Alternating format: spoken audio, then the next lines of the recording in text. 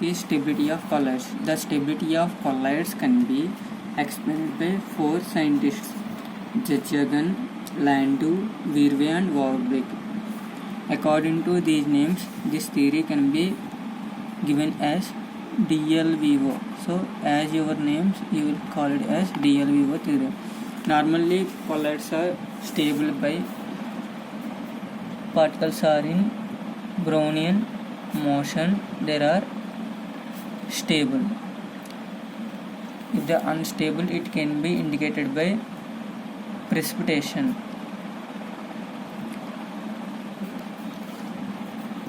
Normally colloids are due to Brownian motion, they are unstable. If in case of they are unstable, causes precipitation. If in case of lyophilic colloids, stable by having solvent sheet around the dispersed particles.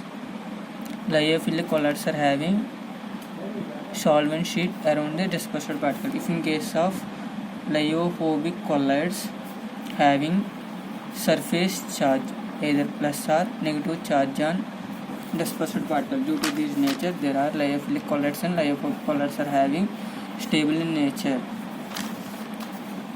DLVO theory based on the distance between two dispersed particles indicates the particle interactions. Particles are having Brownian movements. There are collisions with each other. Due to collisions, there are in continuous movement. They causes stability. There are two types of forces are involved in stability of colloids. First one is attractive forces. Second one is repulsive forces. Attractive forces are placed in unlike molecules, plus and minus or minus and plus molecules. Repulsive forces are occurring between two same type of molecules, either plus plus or either minus minus ions. When two compounds are having opposite charge, they are having held together by attractive forces. When two molecules which are having same type of energy, they are opposite to the repulsive forces. So if the attractive forces are predominant, there are undergoes aggregates, form a loose aggregates. When the repulsive forces are predominant, it means high. Particles are after collision, they are behave like a individual. If the attractive forces after collisions can be attractive forces can be increases, there are form a groups or aggregates. If in case of particles having higher repulsive forces, there after collisions there are behave like a individually. Normally in colloids, repulsive forces are predominant than attractive forces.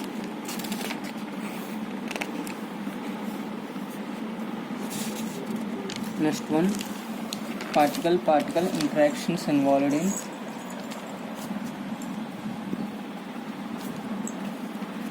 particle interactions involved in stability of colloids. There are two types of particle interactions are involved in stability of colloids. First one is electrostatic forces. Second one is weak van der Waal forces. Third one is net energy interactions. Electrostatic forces are involved in based on density, surface charge, thickness of the electrical double layer,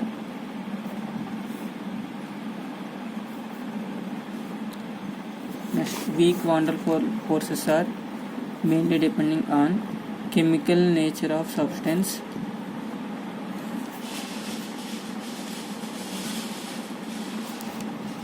size, and also based on attractive forces. Electrostatic forces are responsible for repulsive forces. Next one, coming to third, particle interactions are at energy interaction. It means attractive forces plus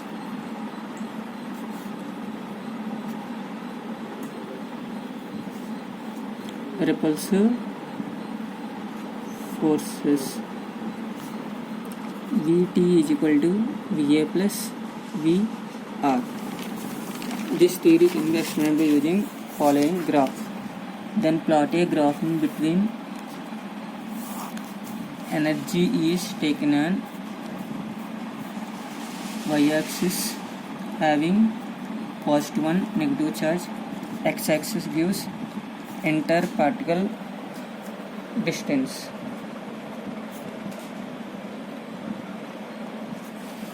X-axis means interparticle distance, y-axis means giving energy. When the interparticle distance is having low, these particles are attracted. When the interparticle distance can be having low in nature, these particles are held together by attractive forces. These can be explained by Va. When the interparticle distance between having small, when two particles are attracted by each other to form aggregates. These aggregates occurs due to orbitals are overlap together, causes primary minimum.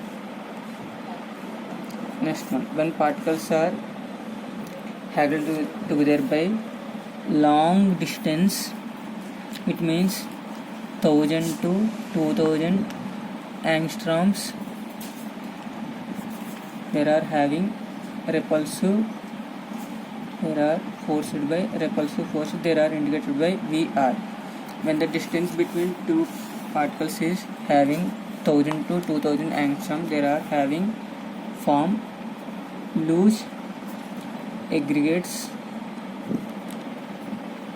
These are called by secondary minimum. Particles are held together by larger distance. There are having stronger repulsive forces. Due to strong repulsive forces, they form a loose aggregates. The loose aggregates formation can be indicated by secondary minimum. For maximum colloid stability can be indicated by particles which are held together by the 3 to 4 angstroms. The particles are having sufficient kinetic energy to produce stability of colloids. This curve is called as net energy curve. This curve is called as potential barrier. The particles which are having distance 3 to 4 angstroms, they are having controlled coagulation. This coagulation can be prevented by using particles which are having higher kinetic energy and also having maintain stronger potential barrier. The potential energy which are required for improving the stability, there are having 40 to 50 angstroms.